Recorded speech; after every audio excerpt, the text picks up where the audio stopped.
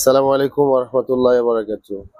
প্রিয় বন্ধুরা, আপনাদের ফেসবুকে কিভাবে আপনাদের ভিউজ এবং আপনাদের ভিডিও রিলস ভাইরাল করা যায়, ফেসবুকের সেটিংসের কোন সেটিংস অপশনগুলো চালু করলে আপনার ভিডিও ভিউ এবং ভাইরাল হওয়ার চান্স অনেক বেশি, সেই বিষয়ে আমি আপনাদেরকে মোবাইলের স্ক্রিনে সেটিংসগুলো দেখিয়ে দিব ইনশাআল্লাহ। বন্ধুরা, আমরা চলে আসছি সরাসরি মোবাইল স্ক্রিনে। মোবাইল স্ক্রিনে আসার পর আমরা আমাদের ফেসবুক প্রোফাইলে চলে যাব।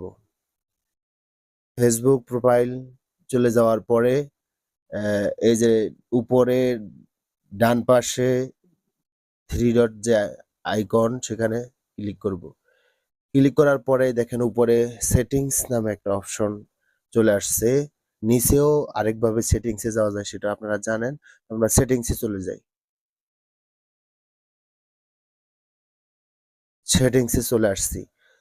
সেটিংসে চলে আসার পর আমাদের রিলস, আমাদের ভিডিও সবকিছু বেশি পরিমাণে যেন ভিউজ হয়, ভাইরাল হয়, সেজন্য যে সেটিংসগুলো আ সঠিক নিয়মে ব্যবহার করতে হবে, আমি আপনাদেরকে এখন সেটাই দেখিয়ে দিব। আমরা স্ক্রল করে একটু নিচে চলে আসব। অডিয়েন্স অ্যান্ড ভিজিবিলিটি এই অপশনের মাঝখানের যে ১ম এ যে পোস্ট যে অপশন আছে, এই অপশনে আমরা চলে যাব। অপশনে আসার পরে এখানে উপরে লেখা আছে who can see your future post. এখানে ফ্রেন্ডস যে লেখা আছে, আমরা এটা ক্লিক করব। এখানে আমরা পাবলিক করে দিব।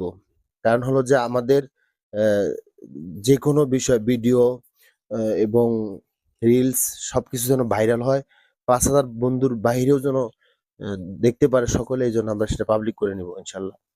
এরপর নিচে দেখেন যে always share post to story, এটাও অন করে দিবেন। হ্যাঁ, তো আপনি এটা অন করে দিলে কি হয়, আপনি যেটা পোস্ট করবেন সেটা স্টোরিতে আপনার শেয়ার হয়ে যাবে অটোমেটিক্যালি।